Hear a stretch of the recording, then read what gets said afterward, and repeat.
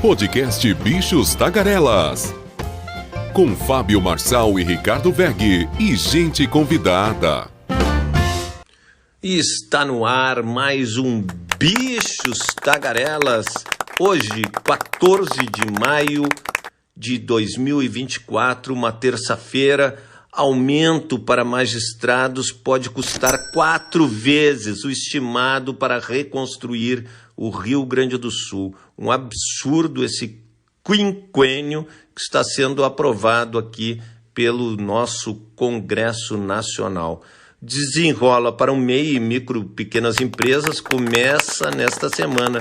Notinhas das Araras, destaques internacionais, Rádio ONU, o nosso correspondente nos Estados Unidos, Carlos Kaminski, o comentário de Renato Rossi, nosso especialista na indústria automobilística. Bem, vamos começar a trabalhar. Olha o que é o nosso Brasil. A proposta de emenda à Constituição, conhecida como a PEC do quinquênio, que aumenta os salários dos juízes e procuradores, tem estimativa de impacto financeiro até 2026 de 82 bilhões, segundo a consultoria de orçamento do Senado. O valor corresponde a 4 vezes o estimado pelo governo do Rio Grande do Sul para reconstruir o estado afetado pelas fortes chuvas. O governador Eduardo Leite anunciou que serão necessários no mínimo 19 bilhões de reais para executar o plano de reconstrução do Rio Grande do Sul. O cálculo tem como base quanto foi gasto na região do Vale do Taquari, atingida pelas fortes chuvas em setembro de 2023. 218 milhões de reais para ações de resposta ao desastre, quase 2 bilhões e meio para ações de assistência, mais de 7 bilhões e 200 milhões de reais para a política de restabelecimento e quase 9 bilhões de reais para a reconstrução. O governo federal anunciou também um pacote de iniciativas para a população gaúcha afetada pelo desastre. O pacote corresponde a um suporte de 50 bilhões de reais. É inadmissível que o Estado, você, eu e o Zé, paguem 82 bilhões de reais de atrasados e tudo mais para os nossos queridos magistrados até 2026. Isso é um escândalo e está lá no Congresso e o Congresso pode aprovar essa proposta de emenda à Constituição. É brincadeira. A partir desta semana, os bancos oferecem opção de renegociação de dívidas para microempreendedores individuais, os MEI, e micro e pequenas empresas com faturamento anual de até 4 milhões e 800 mil reais. O programa Desenrola Pequenos Negócios facilita essa renegociação. As empresas devem contatar seus bancos para aderir. O programa visa ampliar o acesso ao crédito e estimular a economia. Serão renegociadas dívidas não pagas até 23 de janeiro de 2024. Essa renegociação é crucial para que os pequenos empreendedores e os empresários individuais possam obter recursos para manter suas atividades. A ação faz parte do programa Desenrola Pequenos Negócios, uma iniciativa do Ministério da Fazenda, Ministério do Empreendedorismo, da Microempresa de Pequeno Porte, com o apoio da Federação Brasileira de Bancos, a FEBRABAN. Essa parcela atendida é a mesma que necessita de ajuda para renegociar suas dívidas e obter recursos novos para manter as atividades. Para aderir ao programa, o microempreendedor ou pequeno empresário deve contatar a instituição financeira onde possui a dívida. A orientação é buscar os canais de atendimento oficiais disponíveis, agência, internet ou aplicativo, e assim ter acesso às condições especiais de renegociação dessas dívidas. As condições e prazos para a renegociação serão diferenciados e ficarão a cargo de cada instituição financeira que aderir ao programa. E chegou a hora das notinhas das araras, a sua agenda do dia. Gestão Lula completa 500 dias sem cerimônia. Governo federal anuncia novo pacote de ajuda do Rio Grande do Sul, agora para a ponta, para as pessoas que estão desalojadas. A tendência é um voucher de R$5.000. Desastre no Rio Grande do Sul, o estado segue em alerta para novas inundações. Copom divulga a ata da última reunião, que reduziu 0,25% percentual a taxa de juros. Serviços saem os dados de março. A Petrobras lucrou 23 bilhões de reais, ou 4 bilhões e 600 mil dólares no primeiro trimestre. O resultado foi inferior aos 38 bilhões registrados no mesmo período de 2023 e foi puxado pela queda de 15% nas receitas, enquanto as despesas subiram 22%. Por enquanto, mas apesar de tudo, a Petrobras conseguiu seu segundo melhor desempenho. Então, em relação às petroleiras do mundo, só perdemos de lucro sobre a receita para Saudi Aramco, que é da Arábia Saudita. A ExxonMobil, nós estamos juntos com ela, a Petrobras. Então está com o lucro, só perdemos para Saudi Aramco, que deu 23 bilhões de reais, e a Petrobras 20 bilhões de lucro. E daí sempre vem aquele fake news que está quebrando, que está isso, que está aquilo. A Petrobras está bem. E lembrando que o governo suspendeu a dívida do estado do Rio Grande do Sul por 3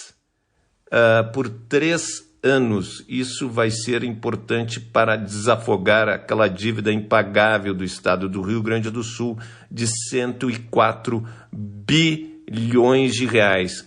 E você sabe que está tramitando no Congresso Nacional aquele quinquênio para os juízes, que vai representar 82 bilhões de reais de despesas para a União, estados e municípios. 82 até 2026. É muito mais, é 4 vezes mais do que o governo federal está investindo na tragédia do Rio Grande do Sul.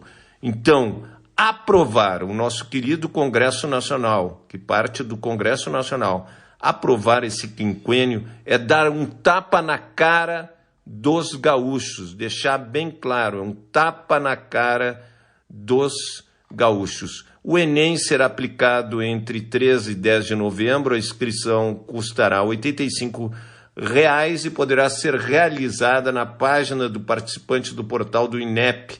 Então, o Enem chegando com força total.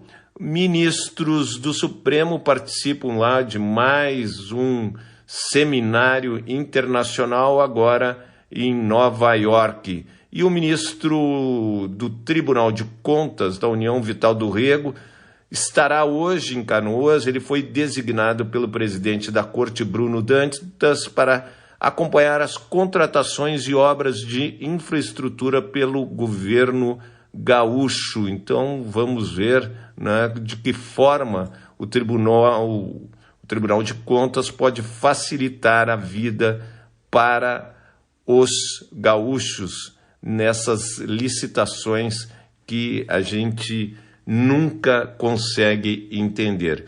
E o Senado enviou na noite de ontem 2 caminhões à cidade de Santa Maria com 54 toneladas de doações arrecadadas pela Liga do Bem, criado em 2015. O grupo reúne servidores do Senado e voluntários da sociedade civil.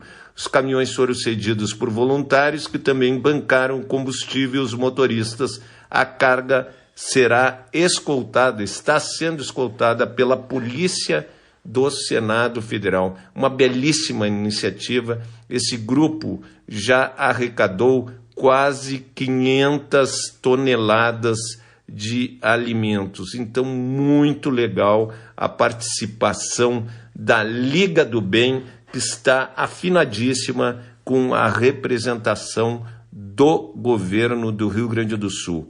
E a Carmen Lúcia, ministra presidente agora do Tribunal Superior Eleitoral, acredita que não teremos problemas para as eleições, que não serão adiadas as eleições do Rio Grande do Sul.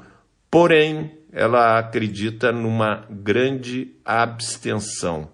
E no estado do Rio Grande do Sul começaram a chegar os primeiros voos extras da malha emergencial criada para transportar passageiros e doações. Ontem os voos foram para Passo Fundo, Santa Maria, Uruguaiana e Caxias.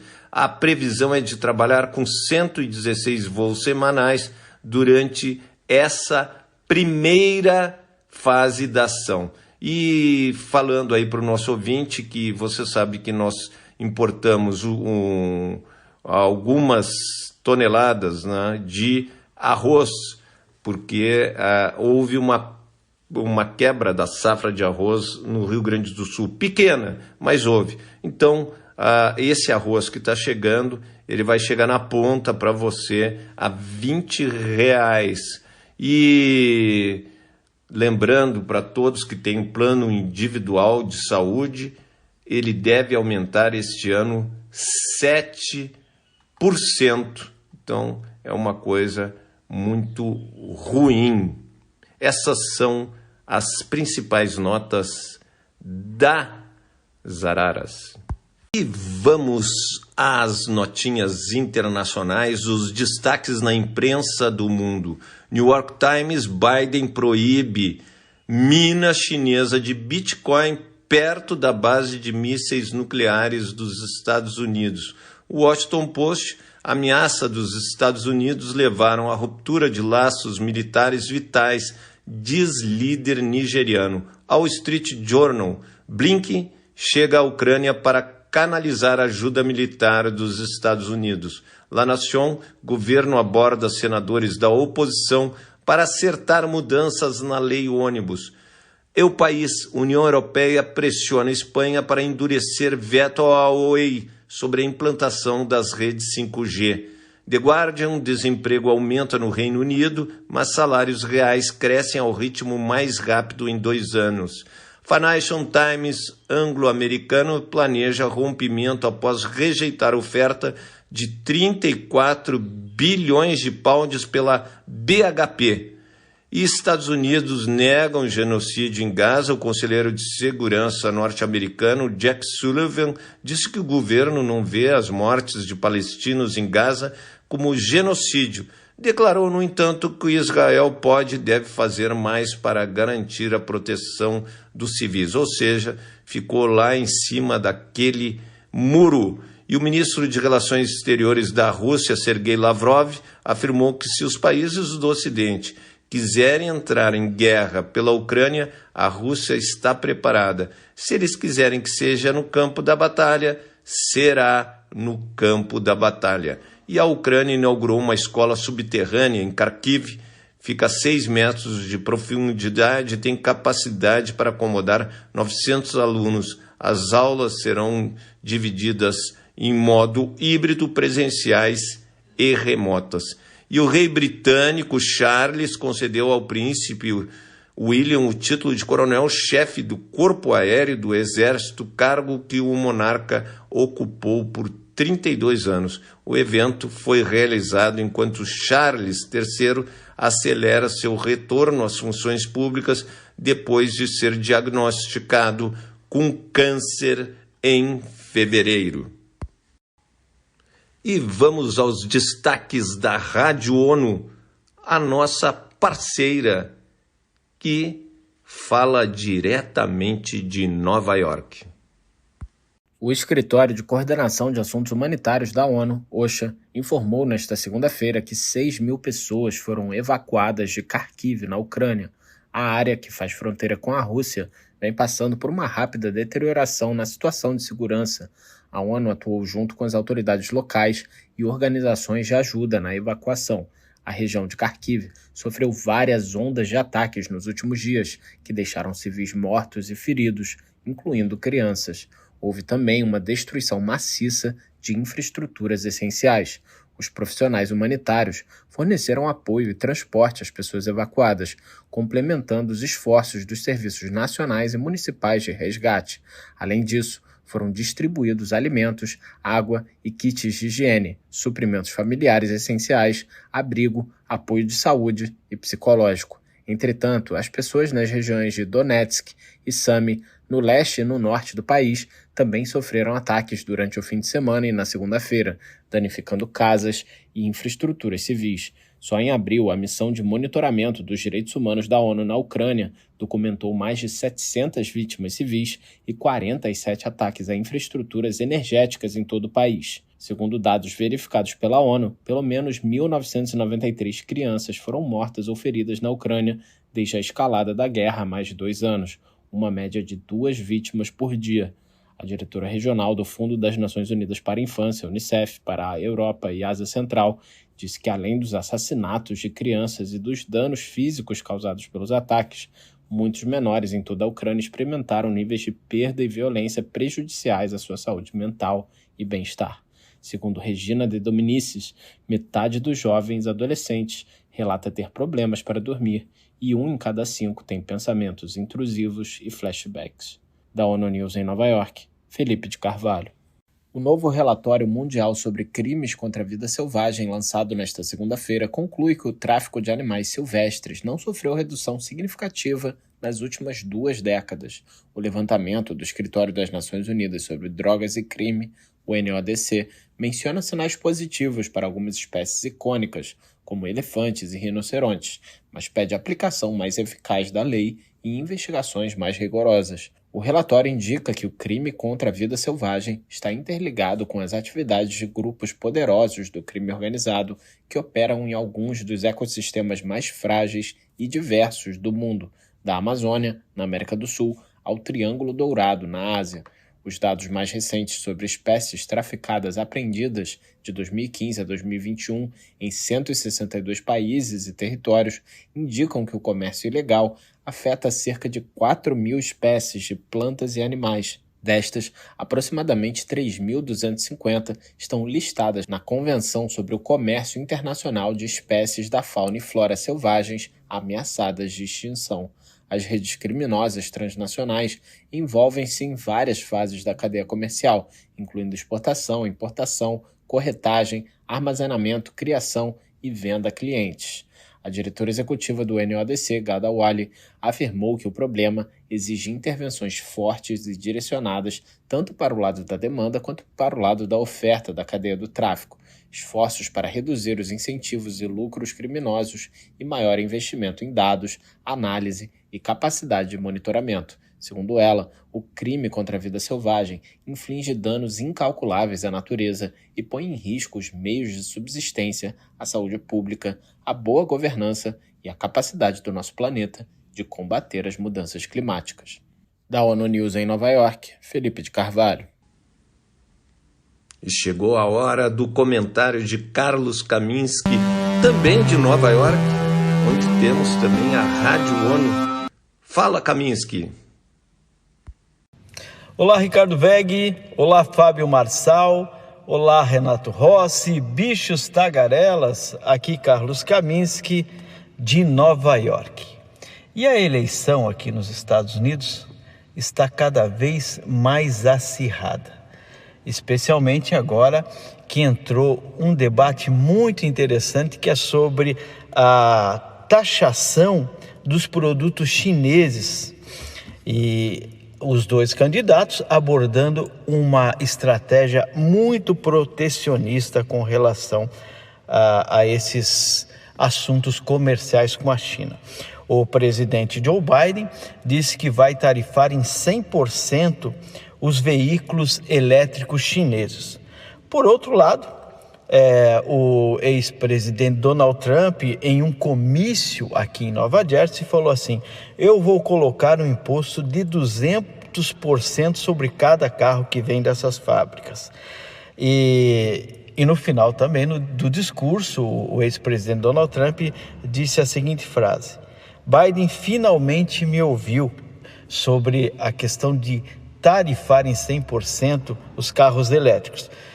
E ainda Donald Trump concluiu: só que ele está cerca de 4 anos atrasados. A disputa eleitoral aqui cada vez mais acirrada e agora partindo aí para o protecionismo aqui na área comercial com relação aos produtos chineses.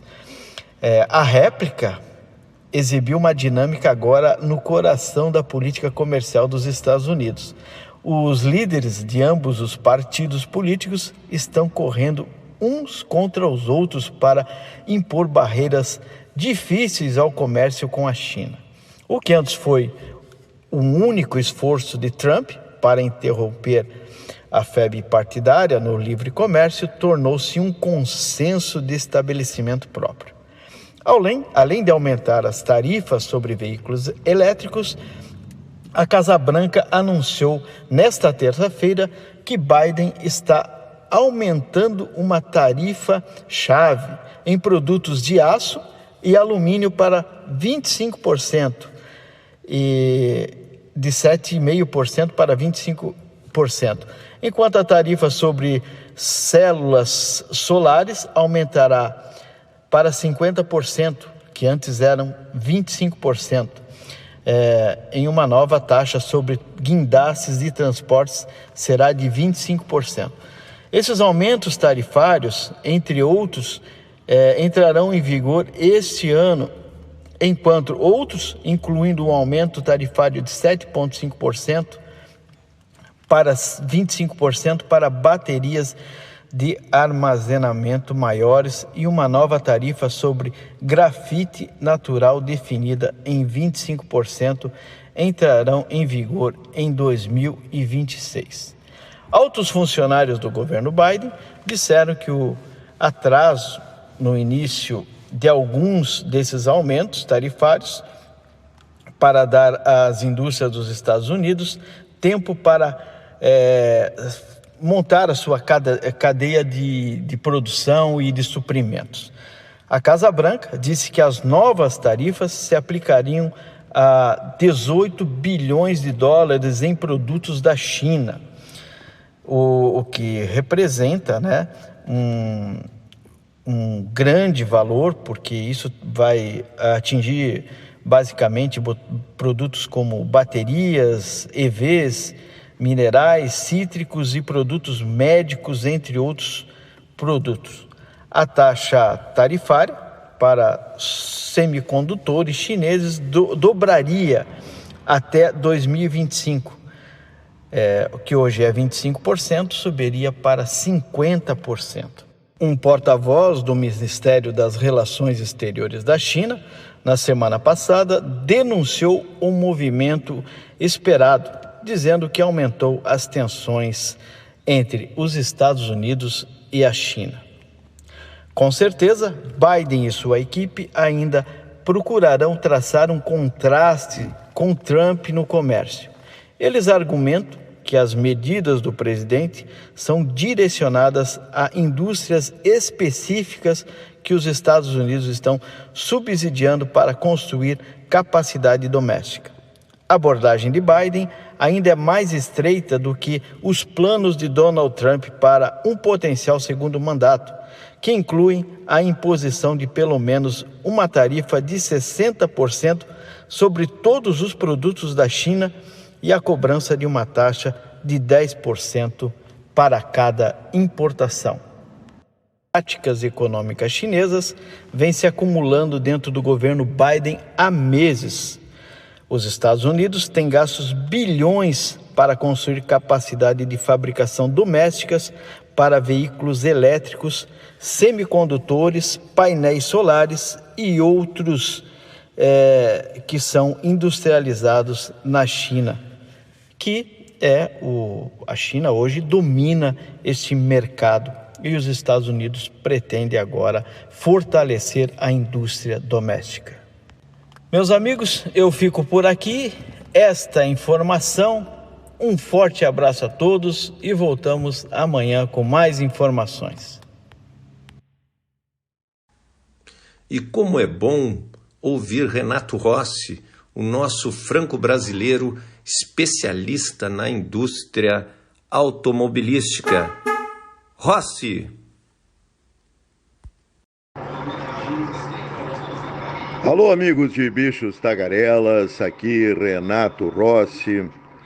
Eu me atrasei na entrega no meu podcast porque nós estamos numa situação dramática, uma situação que só as pessoas que vivem aqui sabem o que essa enchente está causando em Porto Alegre. Porto Alegre está debaixo d'água.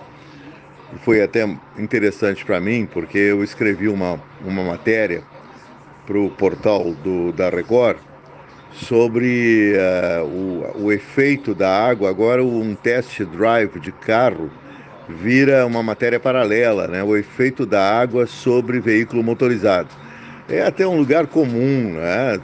É lógico que essas tragédias climáticas, elas inviabilizam a mobilidade urbana, a mobilidade rodoviária, a mobilidade em toda uma região. Você acaba ilhado, ou você foi salvo, ou você mora em algum lugar preservado da cidade. Porto Alegre eu citei mais de uma vez que é uma cidade em 2 níveis. Como era uma região, nós temos uma cidade de mais de 250 anos, como era uma região montanhosa e muitas dessas montanhas e morros não foram nivelados, não foram retificados, é uma cidade que ela se estabelece em diversos planos. Eu moro, por exemplo, aqui no bairro Bela Vista, que é um bairro alto de Porto Alegre, onde já não houve enchente nenhuma. A vida transcorreu normalmente, mas você é atingido paralelamente. Você está Você é um ser gregário, você é um ser coletivo, você não é único.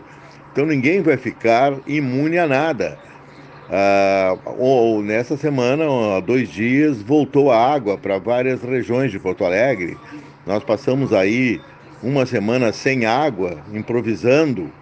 E também hoje, por exemplo, a água está terrivelmente reduzida, porque está havendo problemas na região de bombeamento de água em Porto Alegre, da água que é captada no Lago Guaíba e é jogada para as hidráulicas, né? A região de Porto Alegre, onde essa água sofre purificação, limpeza, mas essas bombas de sucção, elas estão tomadas, elas estão sem força desligadas, inclusive, para problemas evitarem choques elétricos. E algumas dessas bombas já estavam estragadas, inclusive já estavam precárias e estragaram completamente. Aliás, uma outra coisa que deve ser comentada mais uma vez, que nada dessas tragédias que acontecem principalmente em países terceiro-mundistas, e mesmo elas têm atingido com intensidade também países do primeiro mundo, basta nós lembrarmos dos incêndios destrutivos na Califórnia. Estados Unidos da América está entrando agora na primavera-verão, e no verão, com certeza, esses incêndios vão voltar, porque os níveis de poluição nos Estados Unidos da América não foram reduzidos. Está muito longe a descarbonização da sociedade norte-americana, um país que tem 270 milhões de veículos. A gasolina é um negócio brutal, que é jogado de dióxido de monóxido de carbono no ar todos os dias, na atmosfera. E a gente sabe o efeito tenebroso que esses gases causam na atmosfera, gerando o global warming, o aquecimento global, cujos níveis também não foram reduzidos desde o Acordo de Paris, que ocorreu o último Acordo de Paris, se não me engano, foi em 2015. De lá para cá, pelo contrário, os níveis de poluição aumentaram no mundo. A indústria automobilística, que produz em torno de 110 milhões de veículos no mundo, ela está produzindo 1% somente, e esses veículos são mais dedicados ao mercado chinês, de veículos elétricos. E, portanto, a carbonização, ela não está acontecendo na aceleração necessária. já foi denunciada a questão do aumento da temperatura de 1,5 graus e que geraria a invasão dos oceanos nas áreas litorâneas do mundo, acabando também com as ilhas do Oceano Atlântico, do Oceano Pacífico, com o deslocamento provável de milhões de seres humanos. Já não basta todos os deslocamentos humanos tenebrosos que estão havendo no mundo, né? Desde a população da Ucrânia fugindo do país que já está semi-destruído, está numa guerra sem futuro contra o poderio bélico da Rússia, a questão de Gaza, dos deslocados de Gaza que não tem mais para onde fugirem, mas ainda milhares estão conseguindo sair daquele território condenado pelo fascismo do Netanyahu, né, que para mim é um genocida, já fez a sua vingança e levou essa vingança muito além do necessário. Então são dados realmente humanos também, que já são catastróficos, né? Porque essa geopolítica complicada que nós temos, cada vez mais o enfrentamento de grandes potências, gera também esses efeitos colaterais nos seres humanos. As guerras são tremendamente disruptivas para seres humanos e para a economia global. Então é um momento de grande complicação, e quando se tem uma complicação no microcosmo, como uma cidade como Porto Alegre, de 1.300.000.000 de habitantes, o estado do Rio Grande do Sul, que foi atingido, mais de 400 municípios, você vê como uma tragédia quando você sofre isso, você está vendo essas tragédias na mídia, você está protegido, né? Porque você está vendo na tela do computador, nas telas de TV, pelas diversas mídias, mas você não está participando daquilo ali. Quando uma tragédia dessas nos atinge, aí você vê o que é, aí você sente na pele, sente na disrupção dos seus negócios, da sua profissão. Eu, por exemplo, meu programa de rádio saiu do ar, minhas participações em outras mídias foram interrompidas, tudo isso é um prejuízo financeiro, um prejuízo emocional, um prejuízo de meu status profissional, é tudo isso é o mínimo, né? Porque a minha casa não foi atingida, mas a casa da mãe da minha esposa, da irmã da minha esposa, foram destruídas. A empresa familiar que fabrica válvulas industriais para ordenhadeiras foi arrasada. Não quer dizer que não tenha recuperação, a estrutura das casas está ainda de pé. Mas imagina uma casa inundada praticamente até o teto. O que isso representa de prejuízo material e emocional? E você, que participa da família, por ser casado com uma das filhas, né, do Angel Nemetev, que já morreu há 2 anos atrás, que foi fundador dessa empresa, a Madema, que fabrica válvulas industriais.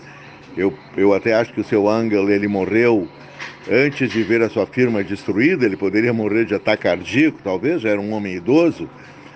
Seria um drama na vida dele ver o que ele construiu destruído. Então aí a gente sente o que é o efeito do aquecimento global. E aqui, particularmente em Porto Alegre, como eu disse, o microcosmo de uma catástrofe que hoje é global, também essa cidade, principalmente a enchente em Porto Alegre, como também de outros lugares, onde diques foram destruídos, onde estradas mal construídas simplesmente afundaram, onde carros foram tragados por aluviões que vieram de morros, justamente porque foram permitidas construções irregulares em encostas que causam assoreamento do terreno. A falta de vegetação gera esses deslizamentos de terra que soterraram aqui no Rio Grande do Sul um número ainda não contabilizado, porque essas pessoas estão debaixo da terra. E quando você vê a sua cidade destruída, e domingo eu andei com a minha esposa no bairro Sarandi, onde as casas da família dela foram destruídas, é um bairro que moram mais de 50.000 pessoas, é trágico. Você de repente sai de uma avenida que está razoavelmente protegida, a Avenida Cis Brasil, onde a água chegou à margem dela, mas não entrou, e você entra no bairro e de repente você vê pessoas com água pelo pescoço caminhando.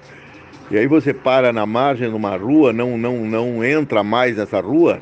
E eu fui inclusive por lugares paralelos, porque conheço o bairro, que não é permitida a entrada, é trágico. Você olha assim para a rua e você vê um mar. Você vê casas que não vê mais as casas. Um silêncio absoluto, onde havia vida, onde havia pessoas caminhando nas ruas. É cruel. E aí eu falo de um outro fator, que é também a incúria, é a prepotência, é a politicália, é a incompetência de governantes, que aqui em Porto Alegre deixaram as comportas enferrujarem, deteriorarem, as 6 ou 8 comportas no chamado Muro da Mauá, que separa o lago do centro histórico de Porto Alegre. Essas comportas não contiveram a água.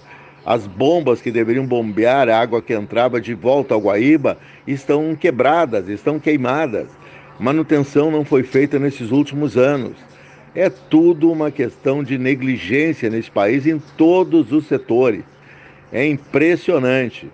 Um amigo meu me contava ontem, o Sérgio Quintanilha, que ele pousou em Brasília com um avião da TAM com um motor só. Olha, meu amigo, isso é um risco mortal. Se sabe que tudo bem, um avião funciona só com motor, um Boeing 737-800 funciona, mas é um perigo total. O avião já não tem o equilíbrio que tem com os dois motores. E se houvesse uma falha no outro motor também, morreria todo mundo. O Quintanilha fez um live, eu vi que ele estava plenamente assustado com o episódio que tinha acabado o efeito posterior do susto que todos passaram. Quer dizer, companhias aéreas também sucateadas. É um país com nível de sucateamento em toda a sua infraestrutura impressionante. E aí esse sucateamento tem agora como efeito colateral uma cidade que está completamente invadida pelo... Eu acredito que Porto Alegre esteja em 70%, 80% debaixo das águas. E essas águas não estão recedindo, não estão voltando. Pelo contrário, o Lago Guaíba está aumentando cada vez mais, elevando seus níveis, porque ele recebe todo o fluxo de rios da Serra Gaúcha, do interior do estado, que acabam desaguando aqui no Lago Guaíba. E o Lago Guaíba joga essa água na Lagoa dos Patos e a Lagoa dos Patos joga o excesso de água no mar. Só que os ventos contrários, vento sul, também não está permitindo que essa água seja escoada. Amigos, não é fácil, viu? O desgaste emocional diante de tudo isso é enorme, é terrível, e eu espero que Deus ajude, que o tempo hoje ficou bom, tem sol, muito frio, que esse frio permaneça, que o sol permaneça, que aí nós teremos talvez uma pequena luz no fim de um túnel para lá de escuro. Até o próximo. E acabou-se o que era doce, retornaremos apenas amanhã, quarta-feira, dia 15 de maio de 2024. Agradecer a qualidade da edição de Cielito Rebelato Júnior, ao Ricardo Egg, nosso mestre em marketing digital, nosso diretor, autor, escritor, tudo que você possa imaginar. Também ao nosso franco-brasileiro Renato Rossi, nosso especialista na indústria automobilística, agradecer à Rádio ONU e o nosso correspondente nos Estados Unidos, Carlos Kaminski, e agradecer você, ouvinte. Sem você nós não somos nada, então avisem aos seus amigos, avisem aos seus colegas, avisem a todos que o Bichos Tagarelas está aqui diariamente, de segunda a sexta, com vocês. E retornamos amanhã, quarta-feira.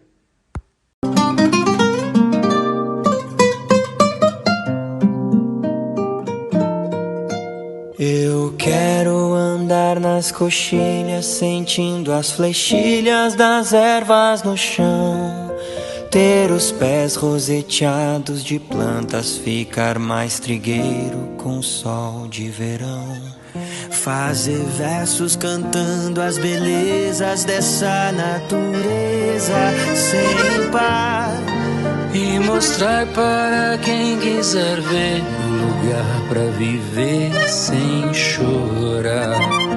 E mostrar para quem quiser ver um lugar lugar pra viver sem chorar.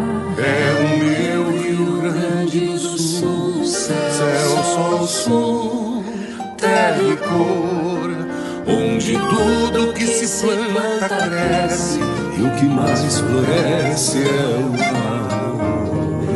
É o meu Rio Grande do Sul, céu, sol, sul, terra e cor, onde tudo que se planta cresce e o que mais floresce é o amor. É o meu Rio Grande do Sul, céu, sol, sul, terra e cor, onde tudo que se planta cresce e o que mais floresce é o amor. É o meu Rio Grande do Sul, céu, sol, sul, Terra e cor, onde tudo que se planta cresce e o que mais floresce é o amor. É o meu Rio Grande do Sul, céu, sol, sul, terra e cor, onde tudo que se planta cresce e o que mais floresce é o amor. É o meu Rio Grande do Sul, céu, sol, sul, terra e cor, onde tudo que se planta cresce e o que mais floresce é o amor. Onde tudo que se planta cresce e o que mais floresce é o ar.